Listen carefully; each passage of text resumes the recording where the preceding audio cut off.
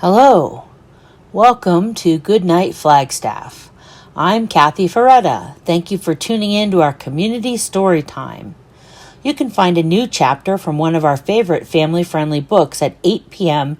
each weeknight on the Literacy Center's YouTube channel and on Crater Radio, a local online radio station. The previous chapter is replayed on Crater Radio each weeknight at about 7:30, just before the new chapter airs. You can also listen to all previous Goodnight Flagstaff recordings on YouTube. We are currently reading The Return of the King by J.R.R. Tolkein. If you'd like to check it out to read along with us at home, it is available at the library. Check one out today with your Coconino County Library card. Please email us if you'd like to join our team of readers and connect with your community through stories. All ages welcome. Our email is goodnightflagstaff@gmail.com. Last time we read together, Aragorn led the Grey Company swiftly to the paths of the dead, stopping in Dunharrow where Lady Eowyn greeted them. She begged to go with him on his errand, but he would not let her abandon her people. They rode on, and when they had come to the gate, fear gripped them all, but Aragorn gave them strength to enter. Darkness pressed on them, and the whispers of the dead followed them. Aragorn summoned them to the Stone of Erech, where he promised to lift their curse once they had defeated the servants of Sauron in that land. Chapter 3, The Muster of Rohan. Now all roads were running together to the east to meet the coming of war and the onset of the shadow. And even as Pippin stood at the great gate of the city and saw the prince of Dol Amroth ride in with his banners, the king of Rohan came down out of the hills. Day was waning. In the last rays of the sun, the riders cast long pointed shadows that went on before them. Darkness had already crept beneath the murmuring fir woods that clothed the steep mountain sides. The king rode now slowly at the end of the day. Presently the path turned around a huge bare shoulder of rock and plunged into the gloom of soft-sighing trees. Down, down they went in a long winding file. When at last they came to the bottom of the gorge, they found that evening had fallen in the deep places. The sun was gone. Twilight lay upon the waterfalls. All day, far below them, a leaping stream had run down from the high pass behind, cleaving its narrow way between pine-clad walls, and now through a stony gate it flowed out and passed into a wider vale. The riders followed it, and suddenly Harrowdale lay before them, loud with the noise of waters in the evening. There the white Snowbourn, joined by the lesser stream, went rushing, fuming on the stones, down to Edoras and the green hills and the plains. Away to the right, at the head of the great dale, the mighty Starkhorn loomed up above its vast buttresses, swathed in cloud, but its jagged peak, clothed in everlasting snow, gleamed far above the world, blue-shadowed upon the east, red-stained by the sunset in the west. Mary looked out in wonder upon this strange country, of which she had heard many tales upon their long road. It was a skyless world, in which his eye, through the dim gulfs of shadowy air, saw only ever-mounting slopes, great walls of stone behind great walls, and frowning precipices wreathed with mist. He sat for a moment half dreaming, listening to the noise of water, the whisper of dark trees, the crack of stone, and the vast waiting silence that brooded behind all sound. He loved mountains, or he had loved the thought of them, marching on the edge of stories brought from far away. But now he was borne down by the insupportable weight of Middle-earth. He longed to shut out the immensity in a quiet room by a fire. He was very tired, for though they had ridden slowly, they had ridden with very little rest. Hour after hour for nearly 3 weary days he had jogged up and down, over passes, and through long dales, and across many streams. Sometimes, where the way was broader, he had ridden at the king's side, not noticing that many of the riders smiled to see the two together. The hobbit on his little shaggy gray pony, and the Lord of Rohan on his great white horse. Then he had talked to Theoden, telling him about his home and the doings of the Shire folk, or listening in turn to tales of the Mark and its mighty men of old. But most of the time, especially on this last day, Merry had ridden by himself just behind the king, saying nothing, and trying to understand the slow, sonorous speech of Rohan that he heard the men behind him using. It was a language in which there seemed to be many words that he knew, though spoken more richly and strongly than in the Shire, yet he could not piece the words together. At times, some rider would lift up his clear voice in stirring song, and Merry felt his heart leap, though he did not know what it was about. All the same, he had been lonely, and never more so than now at the day's end. He wondered where in all this strange world Pippin had got to, and what would become of Aragorn and Legolas and Gimli.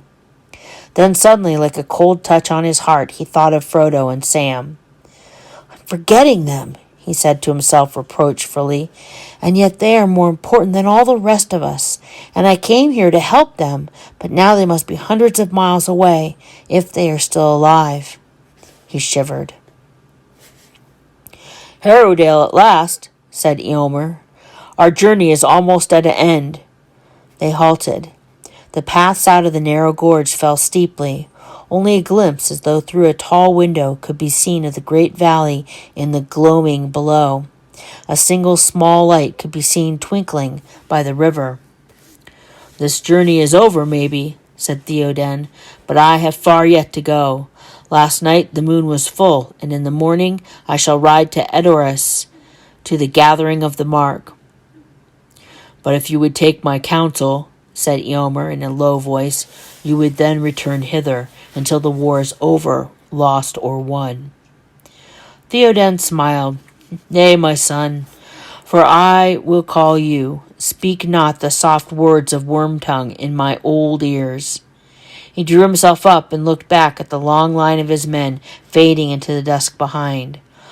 "Long years in the space of days it seems since I rode west, but never will I lean on a staff again. If the war is lost, what good will be my hiding in the hills?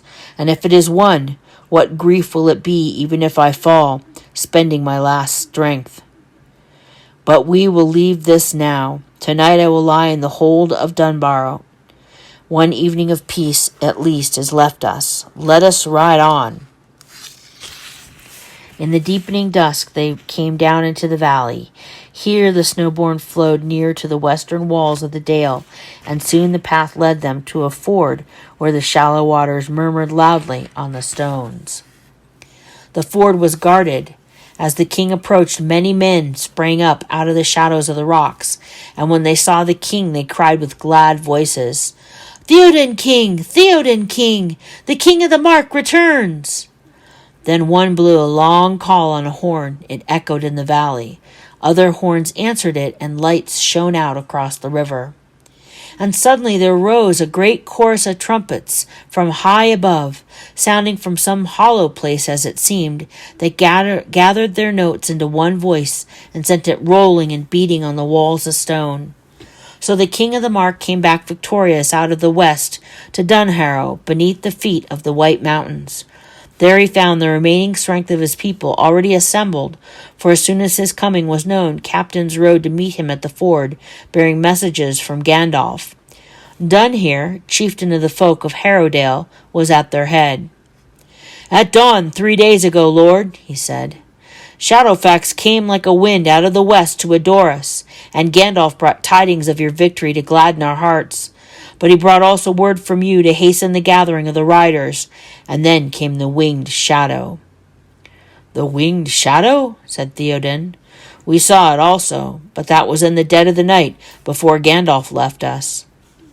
"Maybe, Lord," said Dunhere, "yet the same, or another like it, a flying darkness in the shape of a monstrous bird, passed over Edoras that morning, and all the men were shaken with fear, for it stooped upon the Meduseld, and as it came low, almost to the gable, there came a cry that stopped our hearts.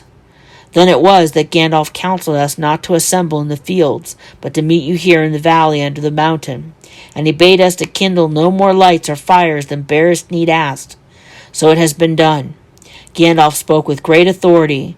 We trust that it is in you as would we trust that it is as you would wish.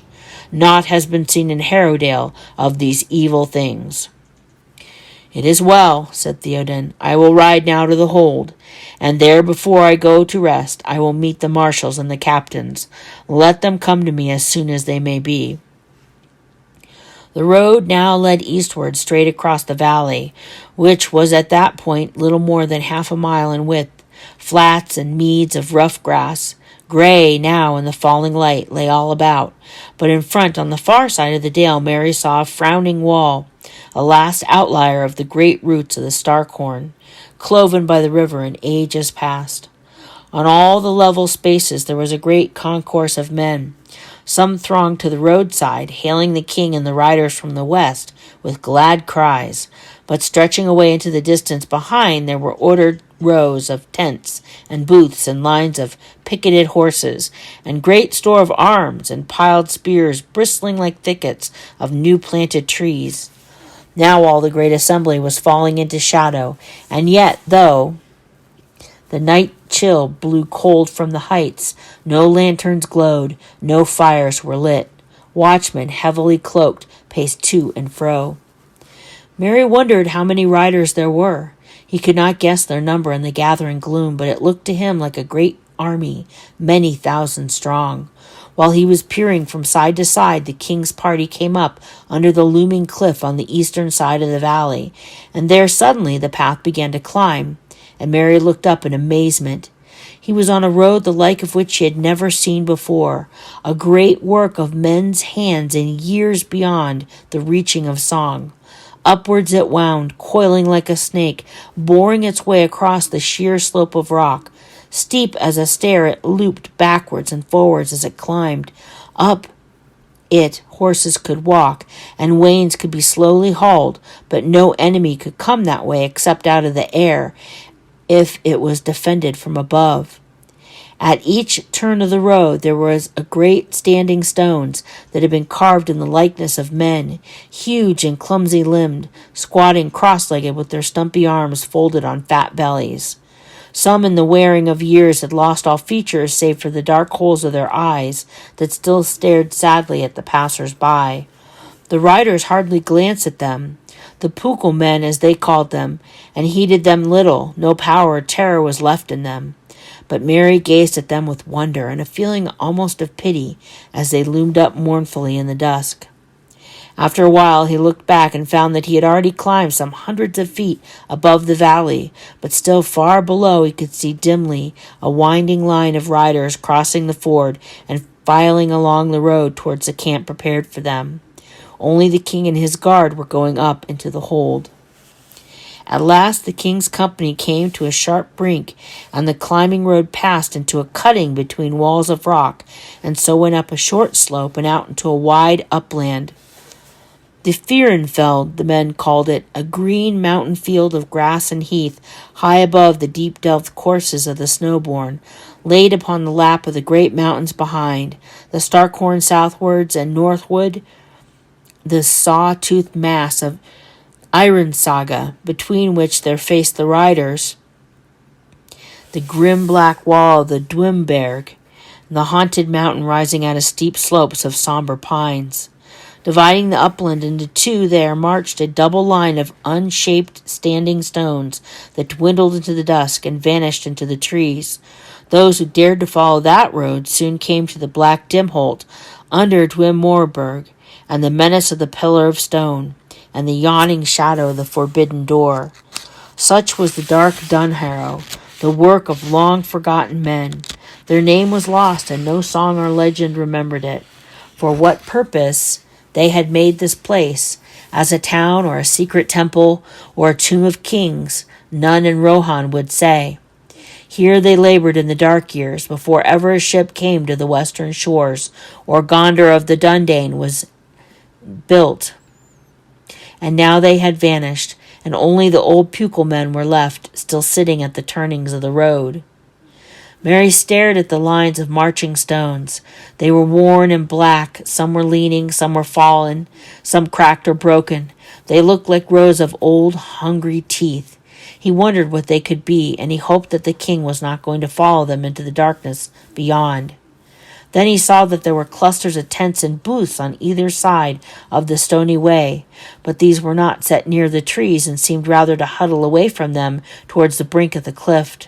The greatest number were on the right, where the Fehrenfeld was wider, and on the left there was a smaller camp, in the midst of which stood a tall pavilion. From this side a rider now came out to meet them, and they turned from the road. As they drew near, Mary saw that the rider was a woman with long braided hair, gleaming in the twilight. Yet she wore a helm and was clad to the waist like a warrior, and girded with a sword. "Hail, Lord of the Mark!" she cried. "My heart is glad at your returning." "And you, Eowyn," said Theoden, "all is well with you?"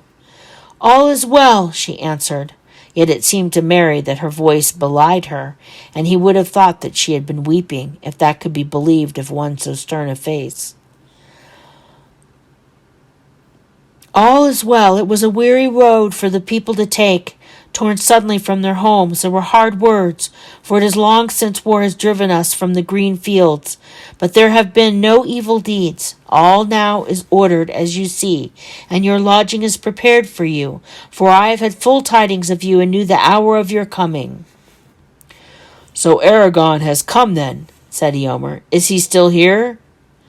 "No, he is gone," said Eowyn, turning away and looking at the mountains, dark against east and south. "Whither did he go?" asked Eomer. "I do not know," she answered. "He came at night and rode away yesterday, ere the sun had climbed over the mountain tops. He is gone." "You are grieved, daughter," said Theoden. "What has happened? Tell me. Did he speak of that road?" He pointed away along the darkening lines of stones toward the Dwimmenberg. "Of the paths of the dead?" "Yes, Lord," said Eowyn, "and he passed into the shadows from which none have returned. I could not dissuade him. He is gone." "Then our paths are sundered," said Eomer. "He is lost. We must ride without him, and our hope dwindles." Slowly they passed through the short heath and upland grass, speaking no more until they came to the king's pavilion. There Mary found that everything was made ready and that he himself was not forgotten. A little tent had been pitched for him beside the king's lodging, and there he sat alone while men passed to and fro, going in to the king and taking counsel with him.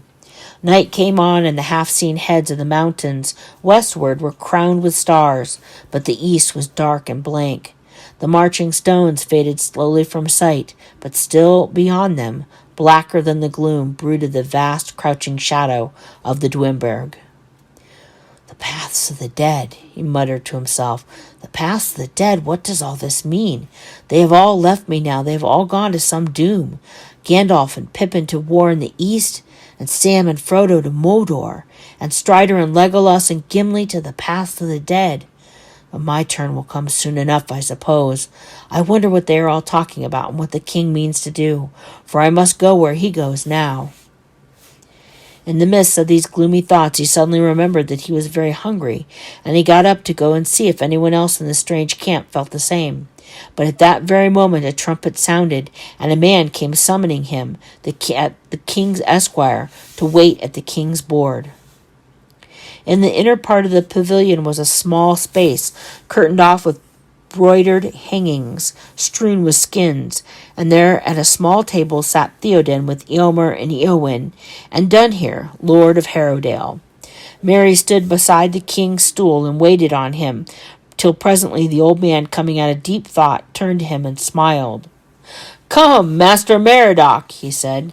"You shall not stand, you shall sit beside me as long as I remain in my own lands, and lighten my heart with tales." Room was made for the hobbit at the king's left hand, but no one called for any tale.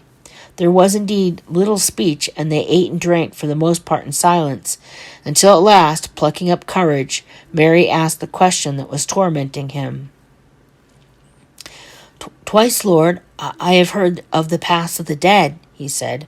"What are they, and where has Strider, the Lord Aragorn, where has he gone?" The king sighed, but no one answered, until at last Eomer spoke. "We do not know, and our hearts are heavy," he said.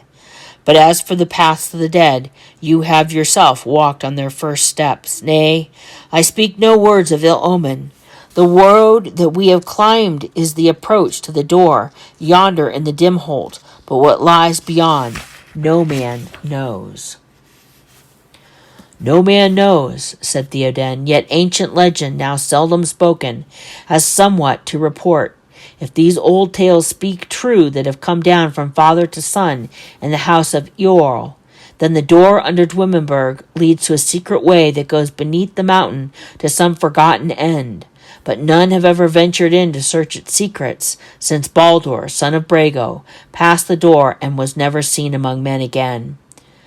A rash vow he spoke as he drained the horn at the feast which Brago made to hallow new-built Meduseld, and he came never to the high seat of which he was the heir. Folk say that the dead men out of the dark years guard the way, and will suffer no living man to come to their hidden halls, but at whiles they may themselves be seen passing out of the door like shadows, and down the stony road. Then the people of Harrowdale shut fast their doors and shroud their windows, and are afraid. But the dead come seldom forth, and only at times of great unquiet and coming death. "Yet it is said in Harrowdale," said Eowyn in a low voice, "that in the moonless lights, but a little while ago, a great host in strange array passed by. Whence they came none knew, but they went up the stony road and vanished into the hill, as if they went to keep a tryst." "Well, then why has Aragorn gone that way?" asked Merry. "Don't you know anything that would explain it?" "Unless he has spoken words to you as his friend that we have not heard," said Eomer. "None now in the land of living can tell his purpose." "Greatly changed he seemed to me since I saw him first in the king's house," said Eowyn. "Grimmer, older. Fey I thought him, and like one whom the dead call." "Maybe he was called," said Theoden, "and my heart tells me that I shall not see him again. Yet he is a kingly man of high destiny, and take comfort in this, daughter, since comfort you seem to need in your grief for that guest.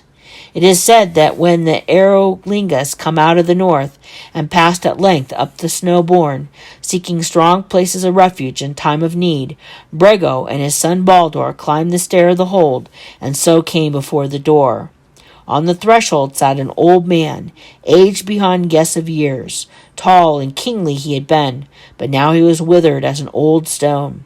Indeed, for stone they took him, for he moved not, and he said no word until they sought to pass by him and enter.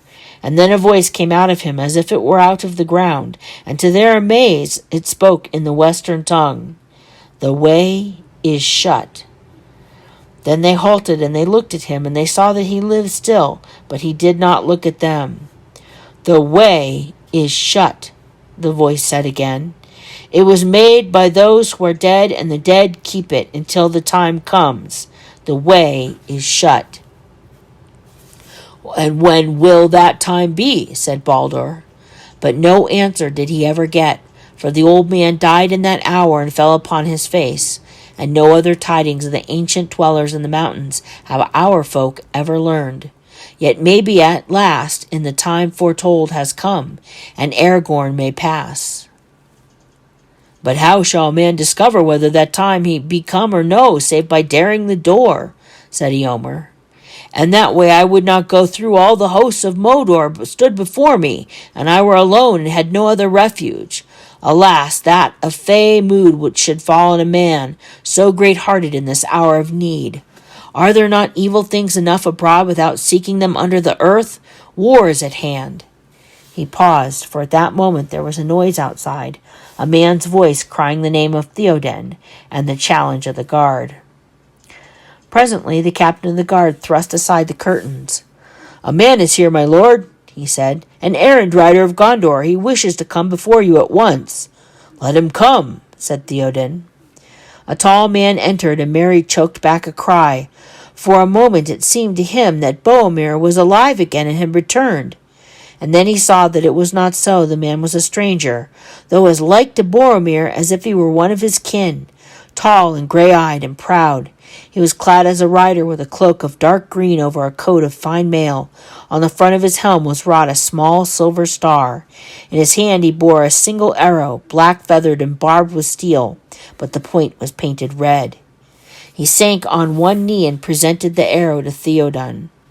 "Hail, Lord of the Realm, a friend of Gondor," he said. "Hiragon I am, errand rider of Denethor, who brings you this token of war. Gondor is in great need. Often the Rohirrim have aided us, but now the Lord Denethor asks for all your strength and all your speed, lest Gondor fall at last." "The red arrow," said Theoden, holding it as one who receives a summons long expected, yet dreadful when it comes.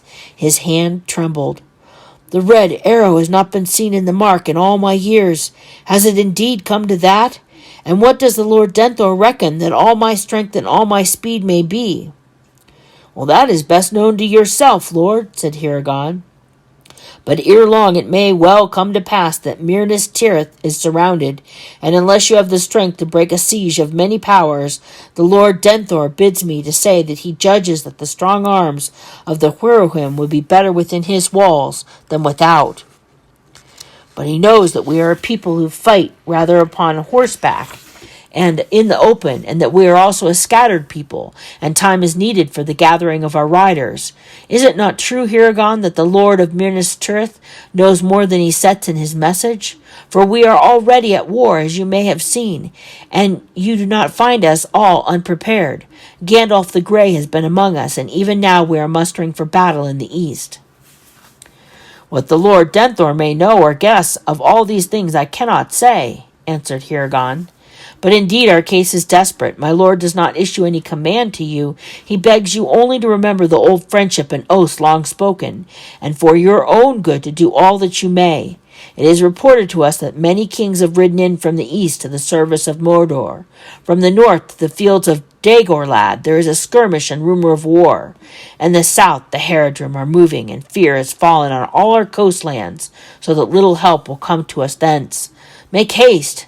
For it is before the walls of Minas Tirith that the doom of our time will be decided, and if the tide be not stemmed there, then it will flow over all the fair fields of Rohan, and even in this hold among the hills there shall be no refuge." "Dark tidings," said Theoden, "yet not all unguessed. But say to Denethor that even if Rohan itself feels no peril, still we would come to his aid. But we have suffered much loss in our battles with Saruman, the traitor, and we must still think of our frontier to the north and east, as his own tidings make clear.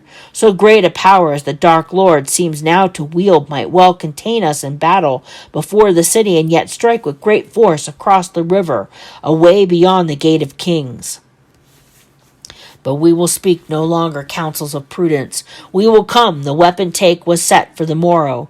When all is ordered, we will set out. 10,000 spears I might have sent riding over the plain to the dismay of your foes. It will be less now, I fear, for I will not leave my strongholds all unguarded. Yet 6,000 at the least shall ride behind me. For say to Denethor that in this hour the king of the Mark himself will come down to the land of Gondor, though maybe he will not ride back. It is a long road, and man and beast must each reach the end with strength to fight.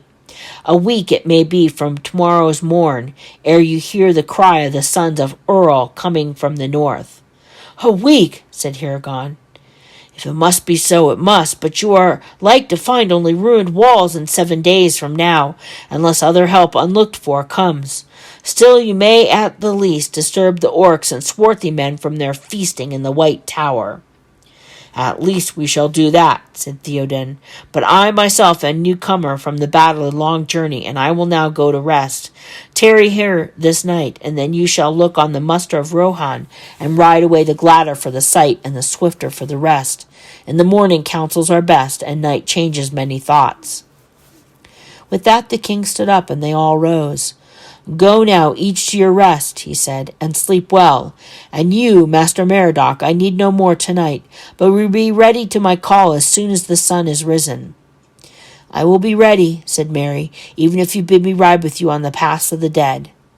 "Speak not words of omen," said the king, "for there may be more roads than one could bear that name. But I did not say that I would bid you ride with me on any road. Good night." "I won't be left behind to be called for on return," said Merry. "I won't be left, I won't."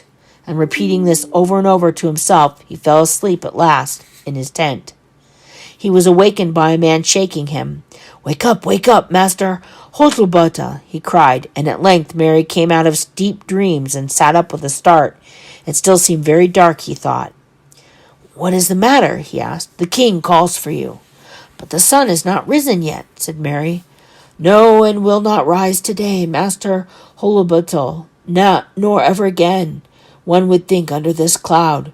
But time does not stand still, though the sun be lost. Make haste. Flinging on some clothes, Mary looked outside. The world was darkling, the very air seemed brown, and all things about were black and gray and shadowless. There was a great stillness. No shape of cloud could be seen unless it were far away westward, where the furthest groping fingers of the great gloom still crawled onwards, and a little light leaked through them. Overhead there hung a heavy roof, somber and featureless, and light seemed rather to be failing than growing. Mary saw many folk standing, looking up and muttering. All their faces were gray and sad, and some were afraid. With a sinking heart he made his way to the king. Hirgon, the rider of Gondor, was there before him, and beside him stood now another man, like him and dressed alike, but shorter and broader. As Mary entered, he was speaking to the king. It comes from Mordor, Lord, he said. It began last night at sunset from the hills in the Eastfold in your realm. I saw it rise and creep across the sky, and all night as I rode it came in behind, eating up the stars. Now the great cloud hangs over all the land between here and the mountains of shadow, and it is deepening. War has already begun. For a while the king sat silent. At last he spoke. So we have come to it in the end, he said. The great battle of our time, in which things shall pass away. But at least there is no longer need for hiding. We will ride the straight way and the open road, and with all our speed. The muster shall begin at once, and wait for none that tarry. Have you good store in Minas Tirith? For if we must ride now all in haste, then we must ride light, with but meal and water enough to last us into battle. We have very great store, long prepared, answered Hirgon. Ride now as light and swift as you may. Then call the heralds, Eomer, said Theoden. Let the riders be marshalled. Eomer went out, and presently the trumpets rang in the hold and were answered by many others from below, but their voices no longer sounded clear and brave as they seemed to Mary the night before. Dull they seemed and harsh, in the heavy air, braying ominously. The king turned to Mary.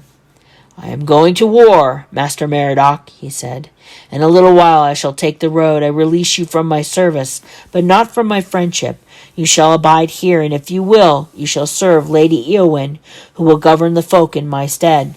But, Lord, Mary stammered, I offered you my sword. I do not want to be parted from you like this, Theoden King. And as all my friends have gone into the battle, I should be ashamed to stay behind.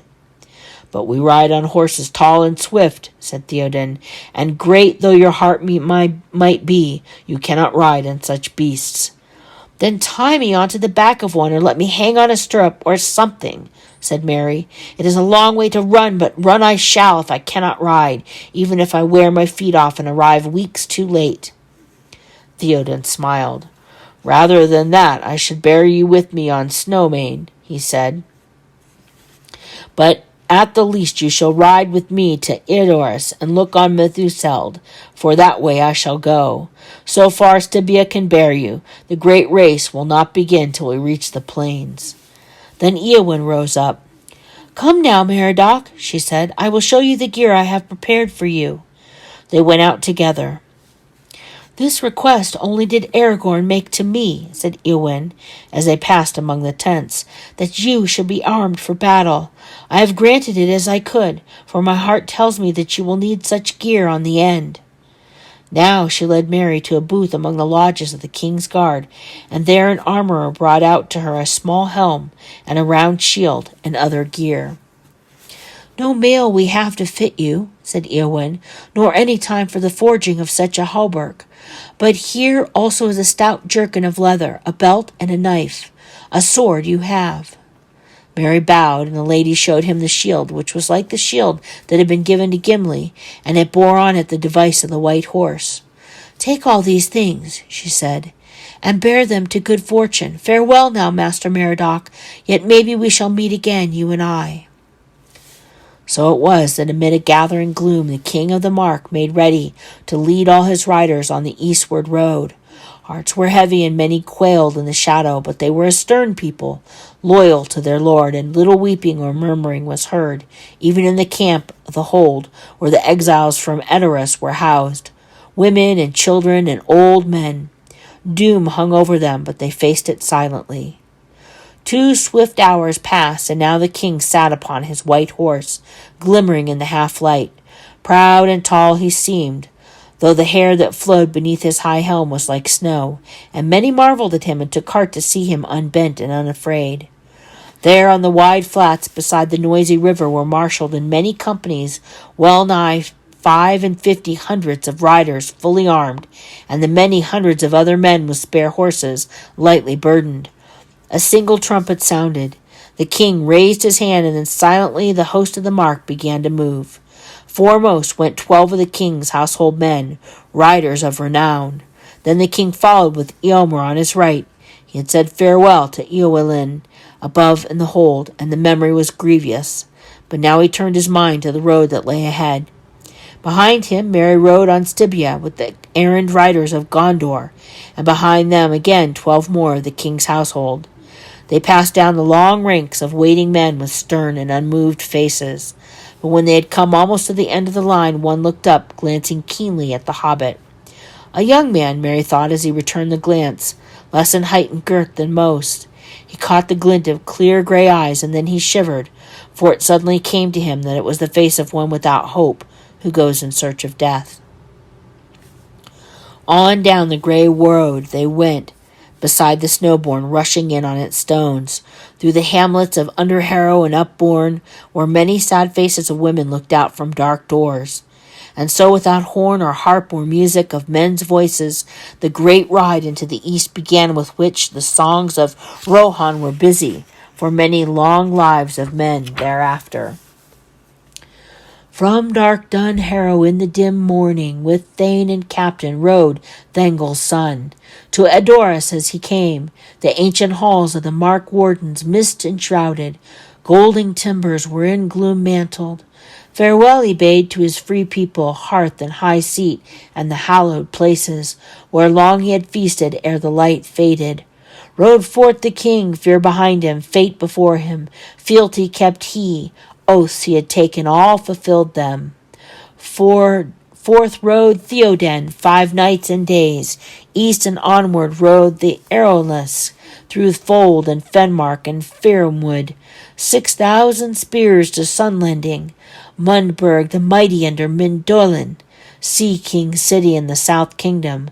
Foe beleaguered, fire encircled, doom drove them on. Darkness took them, horse and horseman. Hoofbeats ajar, sank into silence. So the songs tell us.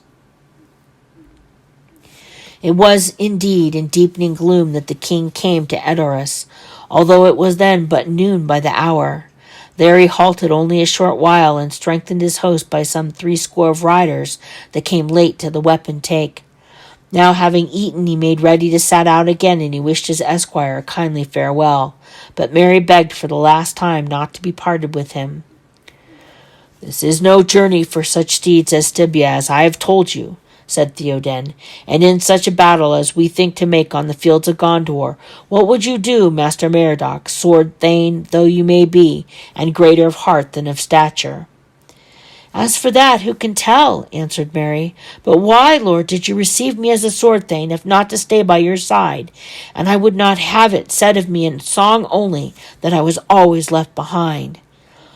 "I received you for your safe keeping," answered Theoden, "and also to do as I might bid. None of my riders can bear you as a burden. If the battle were before my gates, maybe your deeds would be remembered by the minstrels. But it is 100 leagues and 2 to Mundburg, where Denthor is lord. I will say no more." Merry bowed and went away unhappily, and stared at the lines of horsemen. Already the companies were preparing to start. Men were tightening girths, looking to saddles, caressing their horses. Some gazed uneasily at the lowering sky. Unnoticed, a rider came up and spoke softly in the hobbit's ear. "Where will wants not, a way opens, so we say," he whispered, "and so I have found myself." Merry looked up and saw that it was the young rider whom he had noticed in the morning. "You wish to go whither the Lord of the Mark goes, I see it in your face." "I do," said Merry. "Then you shall go with me," said the rider. "I will bear you before me under my cloak until we are far afield, and this darkness is yet darker. Such good will should not be denied. Say no more to any man, but come." "Well, thank you indeed," said Merry. "Thank you, sir, though I do not know your name." "Do you not?" said the rider softly. "Then call me Durnhelm." Thus it came to pass that when the king set out, before Durnhelm sat Merodach the hobbit, the great grey steed Windful, and made little of the burden, for Durnhelm was less in weight than many men, though lithe and well knit in frame. On into the shadow they rode. In the willow thickets where Snowborn flowed into Entwash, 12 leagues east of Endorus, they camped that night, and then on again through the fold and through the fen march, where to their right great oak woods climbed on the skirts of hills under the shades of dark Halifirin by the borders of Gondor. But away to their left the mist lay on the marshes fed by the mouths of Entwash, and they rode rumor out of war in the north. Lone men riding wild brought word of foes assailing their east borders, of orc hosts marching on the wold of Rohan. Ride on, cried Yomer. "Too late now to turn aside. The fens of Entwash must guard our flank. Haste now we ride on." And so King Theoden departed from his own realm, and mile by mile the long road wound away, and the beacon hills marched past. Calenhad, Minrimmin, Erlas, Nardole. But their fires were quenched. All the lands were grey and still, and ever the shadow deepened before them, and hope waned in every heart. Thank you for tuning in. Join us next time for Chapter 4 in Book 5 of The Return of the King. Good night, Flagstaff.